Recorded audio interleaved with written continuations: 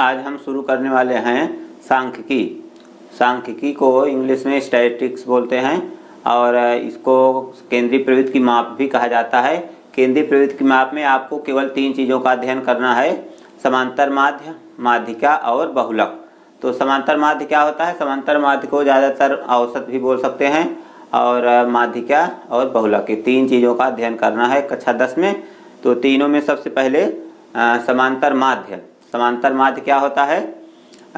समांतर माध्य जैसे आप लोग जानते होंगे, गाड़ी को चलाते समय उसमें बोलते हैं कि एवरेज कितना है, 60, 70, 80।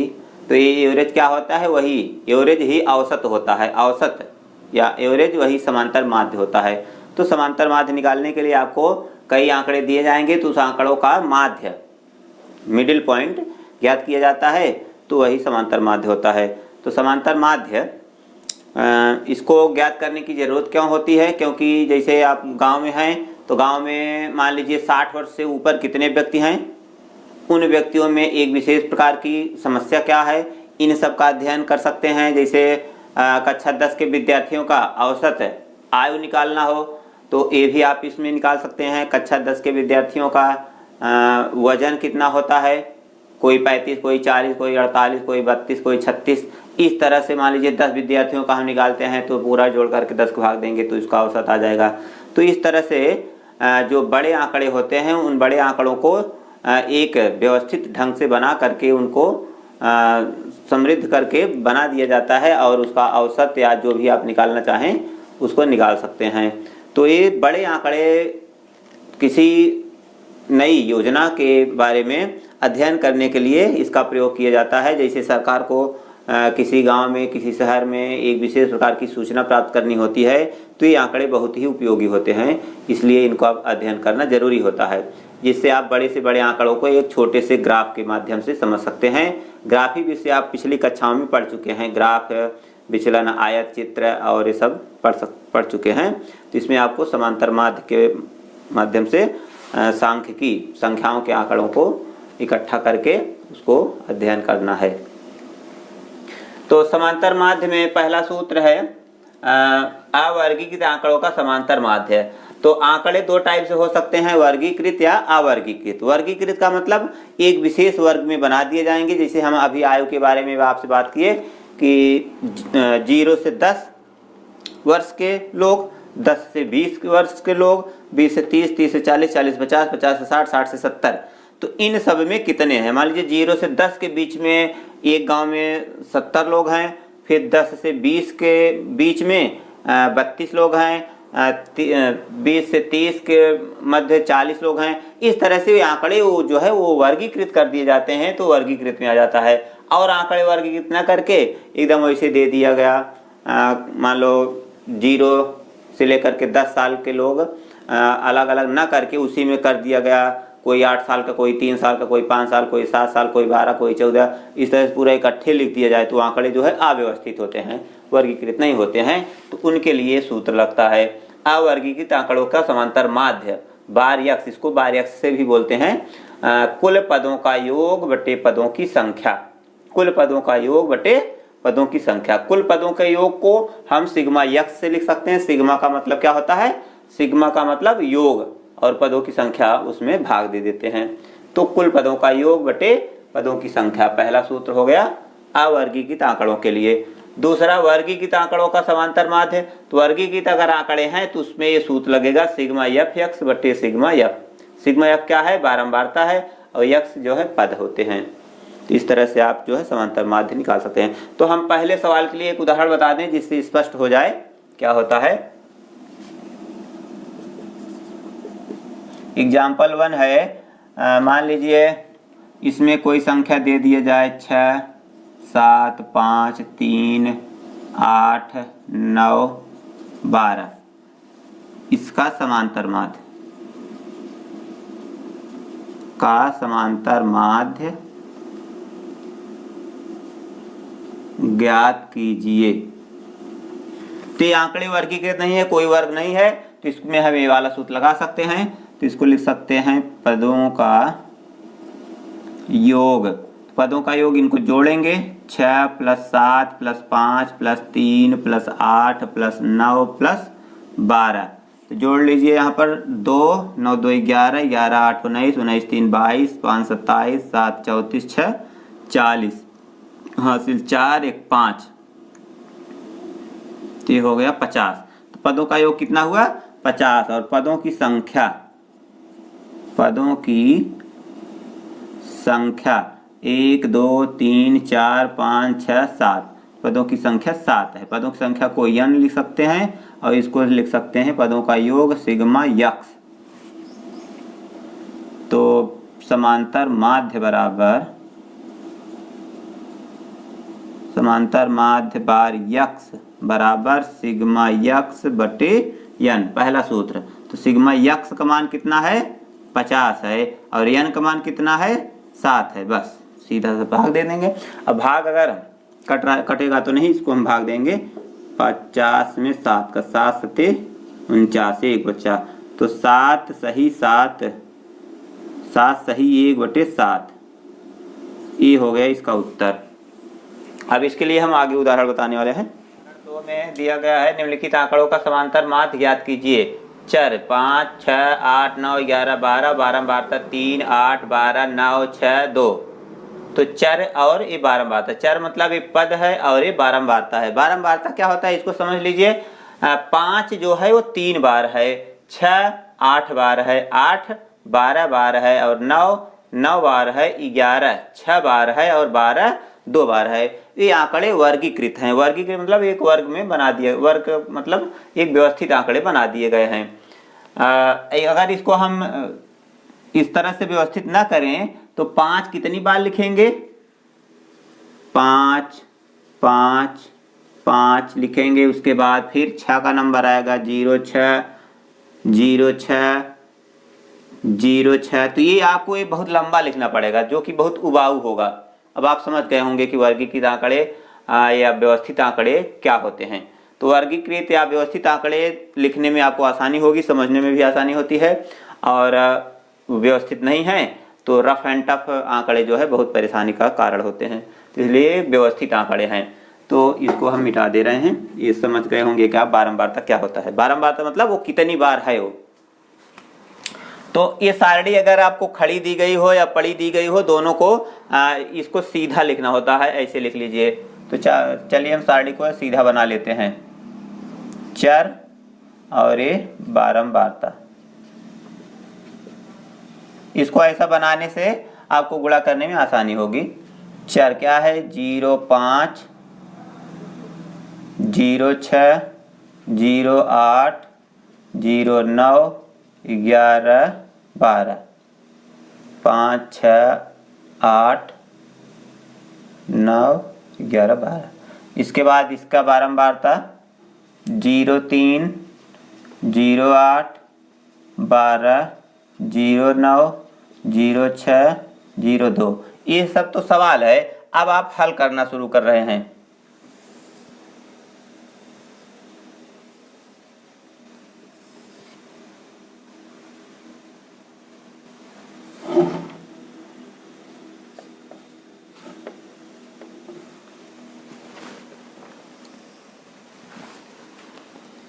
चर यक्स है और ये बारंबारता यफ है और इसमें आप निकालेंगे क्या यफ गुणे यक्स। इसको यफ यक्स कहते हैं। इधर वाला आंकड़ा मिटा दिया जाए।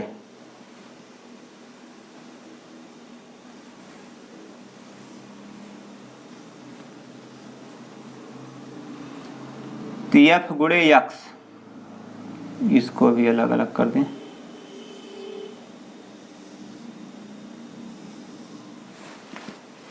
यफ गुणे यक्स का मतलब ये तीन दोनों का गुणा होना चाहिए। 5 तिहाई 15 8 छंग 48 12 अट्ठे 96 9 9 81 6 11 66 12 दूनी 24। इसका गुणा कर दिए। अब आपको क्या करना है इन दोनों का योग करना है। तो यहाँ लिख लेंगे योग यफ का और F x sigma F x, क्योंकि सूत्र हम बता चुके हैं। तो यफ को जोड़ लेंगे तो 6 2 8, 9 8 17, 17 2 19, 19 8 27 3 30, हासिल 3 1 4 40। और इसको जोड़ेंगे 6 4 10, 1 11, 11 6 17, 8 25 5 30, हासिल 3 2 5, 6 5 11, 11 8 19, 19 9 28, 28 4 32, 1 33, 330। अब सूत्र में मान रख देंगे।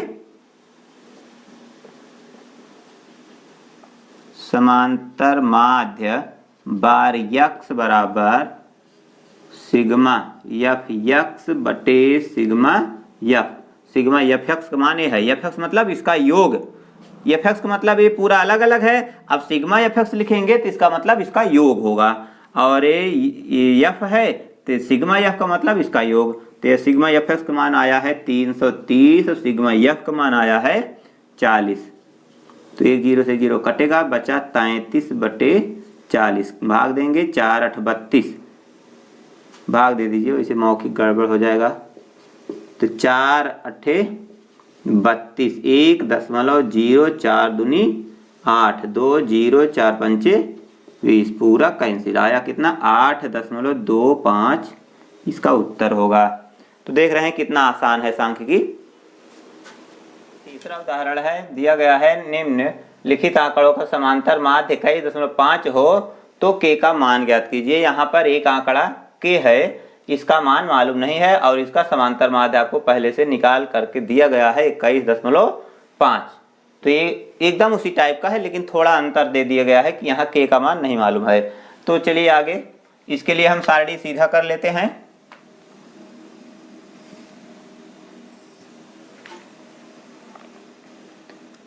यक्स यफ, यक्स का मान 5 15 25 35 45 और यहाँ है 6 4 3 के 2। अब यहाँ लिखना होगा यफ गुणे यक्स या यफ यक्स। 5 6 30, 15 चौका 60, 25 तिया 75, 35 के माँ 35 गुणा होगा तो 35 के आएगा, 35 के, फिर 45 दूनी 90। अब इसको जोड़ेंगे, योग तो बारंबारता का जोड़ 6 4 10, 3 13, 13 2 15, 15 प्लस के तो उसमें जुड़ेगा नहीं क्योंकि वो चर राशि है और ये सब अंक हैं, तो चर और अचर है आपस में जुड़ते नहीं है, अलग अलग रहेंगे। ऐसे इसको भी जोड़ना होगा, अंक जोड़ लीजिए, अलग से 35 के रहेगा ही।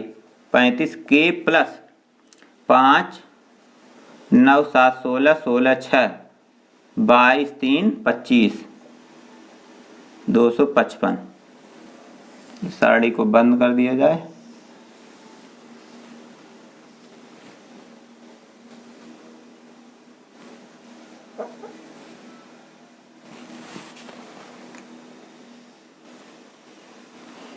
अब आगे क्या करना होगा मालूम है आपको, सूत्र लगाएंगे। समांतर माध्य बार यक्स बराबर सिग्मा यफ यक्स बटे सिग्मा यफ। तो बार यक्स का मान आपको पहले से दिया गया है तो इसको उतार लेंगे। 21.5 सिग्मा यफ यक्स का मान ये है पूरा, तो 35 के प्लस 255 बटे सिग्मा यफ का मान 15 प्लस के। अब इसको हल कर लेंगे, तिरछा गुणा कर दीजिए, इसके इसमें गुणा करेंगे 15 5 75, 15 के 15 7 22, हासिल 2, 15 दूनी 30, 2 32, एक अंक बाद दशमलव, फिर इसका गुणा इसमें होगा तो प्लस 21.5 के बराबर, इसको उतार लेंगे 35 के प्लस 255। इसमें हुआ क्या, इसका तिरछा गुणा, इसको इसमें गुणा हुआ तो अपने आप जगह है। पक्षांतर करेंगे, चर अचर अलग अलग, ये तो समीकरण में आप लोग पढ़े होंगे। चर अचर अलग अलग करेंगे तो चर को इधर अचर को उधर, तो चर क्या है के, अचर मतलब अंक, तो इसको उधर ले जाएंगे। तो 21.5 के माइनस 35 के बराबर 255 माइनस ये उधर जाएगा तो माइनस हो जाएगा 322.5। घटा देंगे 35 में से इसको घटाना है, इसको इस टाइप से लिखेंगे 35.0 और 21.5, क्योंकि इसमें दशमलव है नहीं तो दशमलव लगा करके 0 करके इसको बराबर करेंगे, जिससे घटेगा 10 5 घटे 5, यहाँ 4 में से 1 घटे 3 और 3 में 2 घटेगा 1, तो -13.5 के। माइनस क्यों आया? क्योंकि ये 35 बड़ा है, तो जो पद बड़ा होता है उसका चिन्ह आगे बढ़ेगा, तो इसे यहाँ भी घटा देंगे। 322.5 में घटाएंगे 255.0, 10 5 घटे 5, यहाँ 12 में 5 घटे 7, यहाँ 11 में 5 घटे 6 और यहाँ कुछ नहीं, दशमलव 67.5। तो के बराबर, ये भी माइनस में रहेगा क्योंकि ये बड़ा है, तो के बराबर -67.5 बटे -13.5। तो माइनस से माइनस कटा और इसका इसमें भाग देंगे, तो के बराबर 13 25 65, 5 बार जाएगा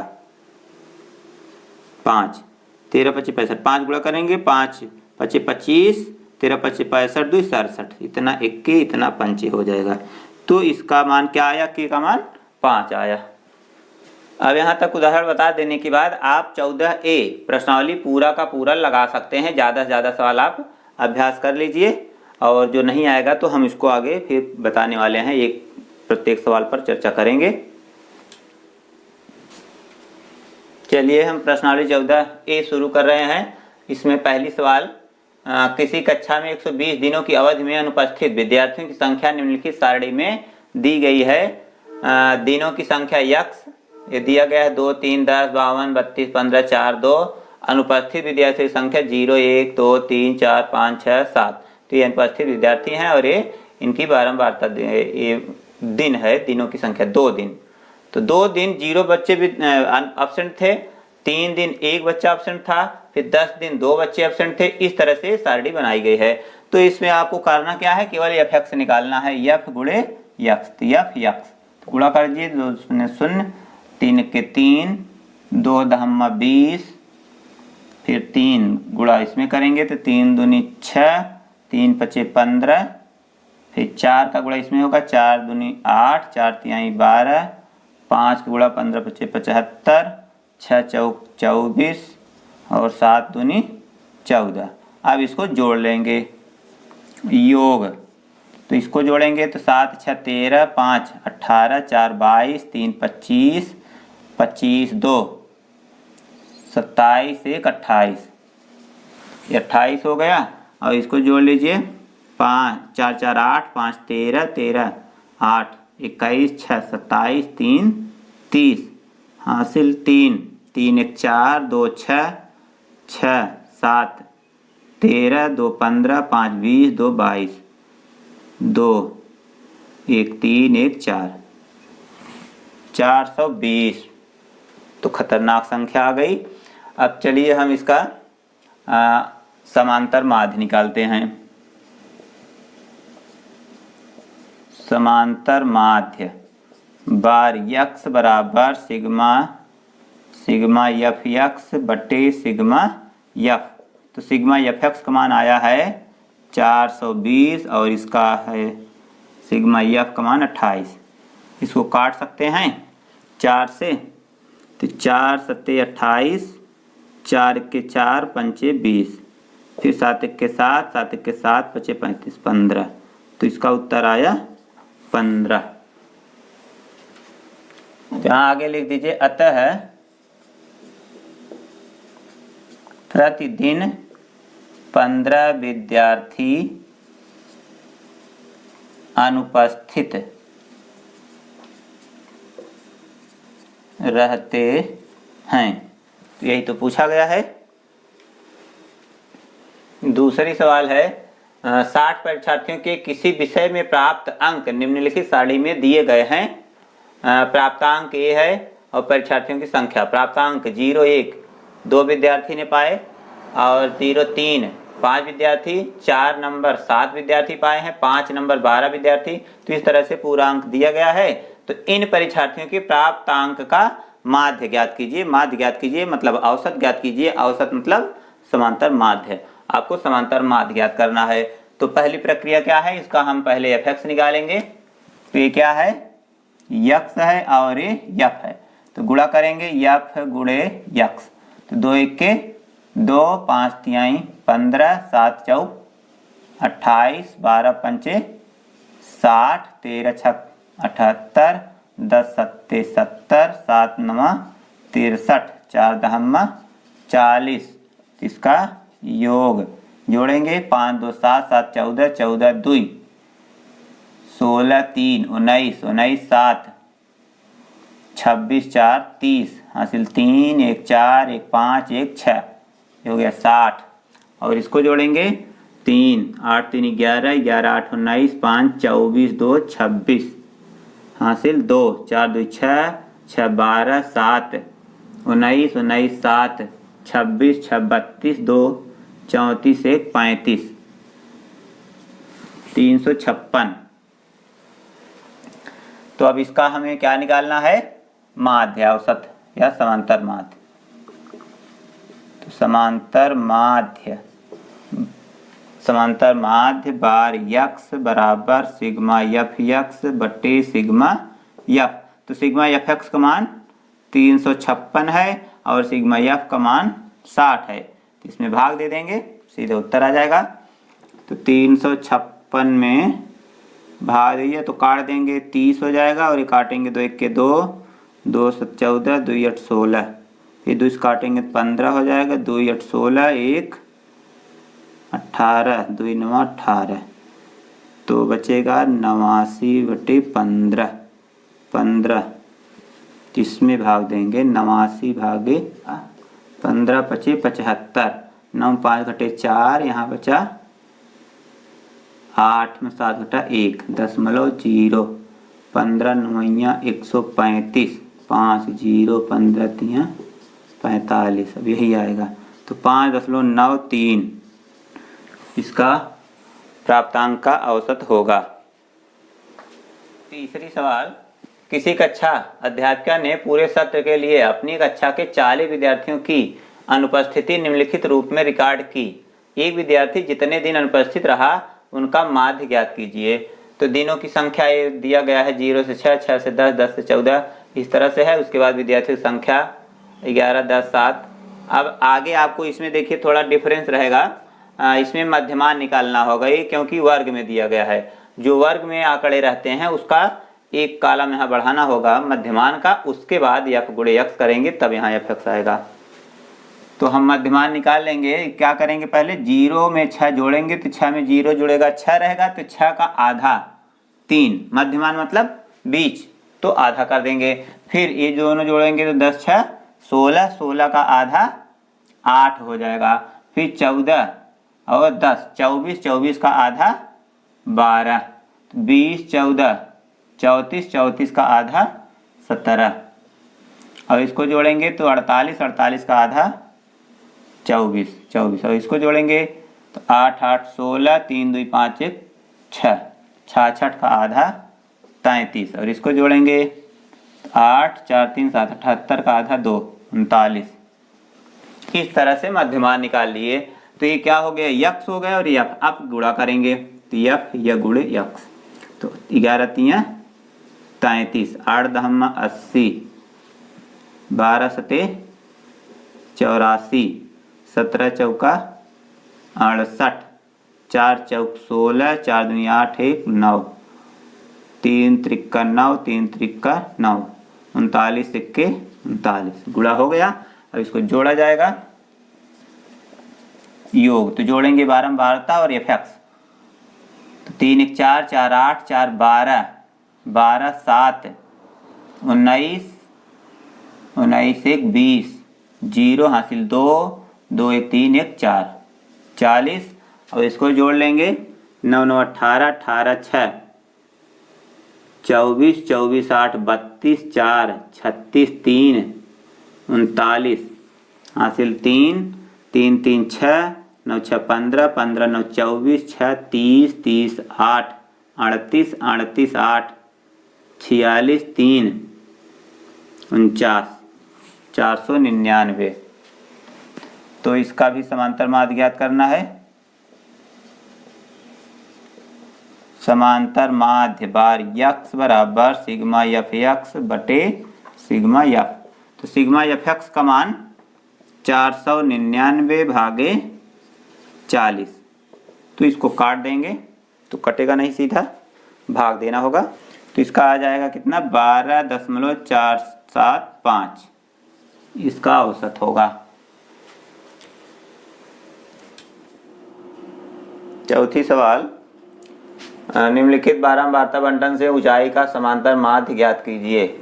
ऊंचाई दिया गया है सेंटीमीटर में और आदमियों की संख्या दिया गया है।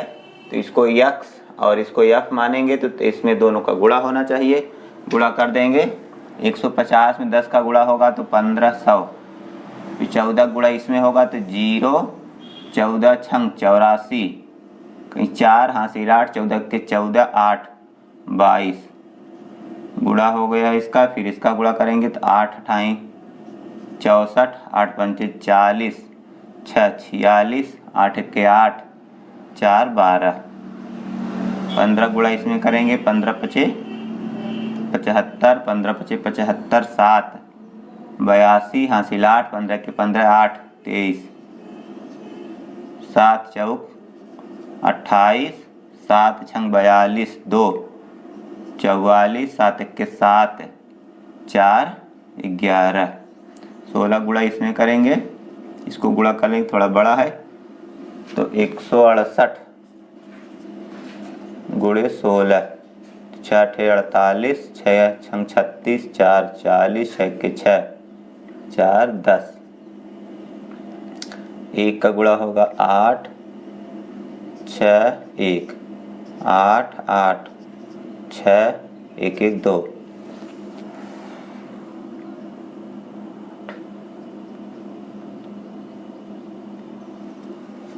तो 26 88।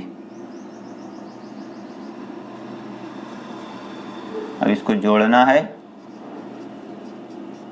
6 7 6 13, 5 18, 8 26, 4 30, 3 1 4, 1 5, 1 6, 1 7 70।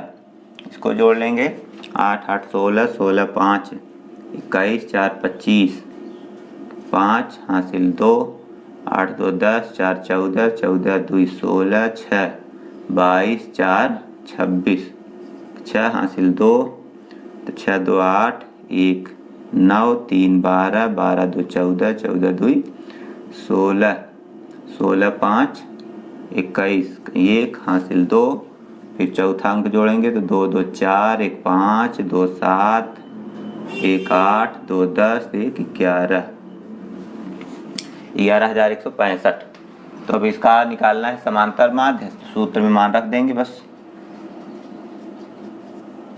समांतर माध्य बार यक्स बराबर सिग्मा एफ एक्स बटे सिग्मा एफ।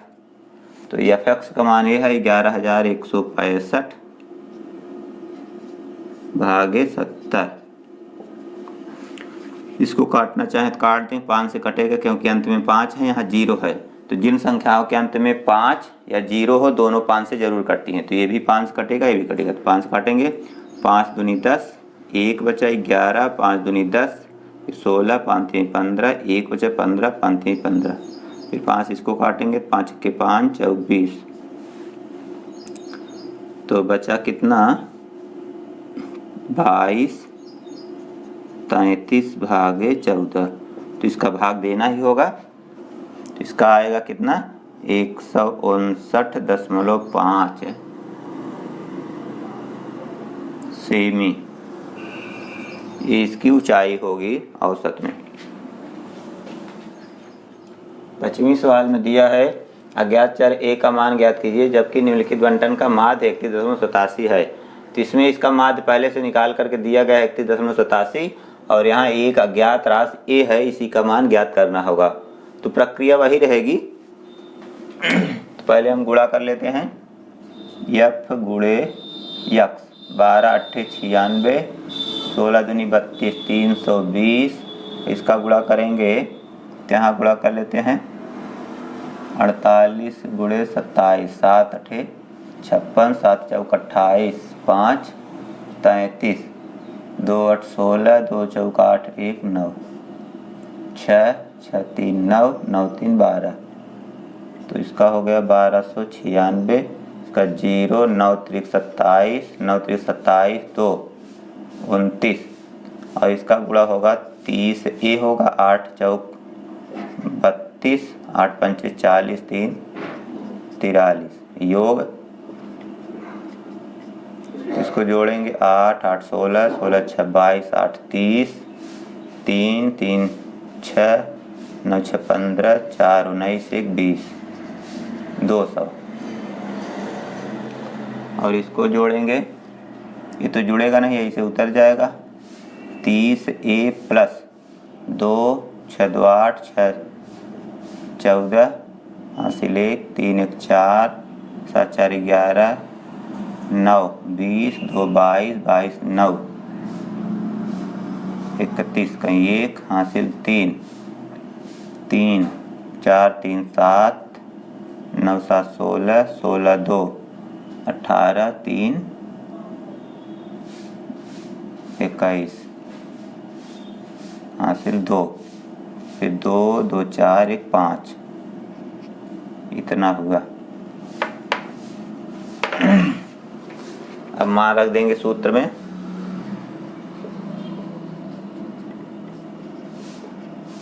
समांतर माध्य बार यक्स बराबर सिग्मा यफ यक्स बटे सिग्मा यफ, बार यक्स का मान दिया गया है 31.87 बराबर यफ एक्स का मान 30A प्लस 51 14 बटे यफ का मान 200, मान 200। इसका तिरछा गुणा करेंगे तो 0 0, 2 7 14, 2 8 16, 1 17, 2 1 2, 1 3, 2 3 6, 2 अंक बाद दशमलव बराबर 30A प्लस 51 14, पक्षांतर करेंगे, ये इधर जाएगा तो 30A बराबर 63 74 माइनस 51 14, तो 30A बराबर घटाएंगे, 4 4 घटेगा 0, 7 में घटेगा 6, 3 में घटेगा 2, 6 5 घटेगा 1, तो A बराबर 12 60 बटे 30, 0 0 कटा, तो A बराबर 3 चौक 12, 3 दूनी 6 42, तो A का मान 42 होगा।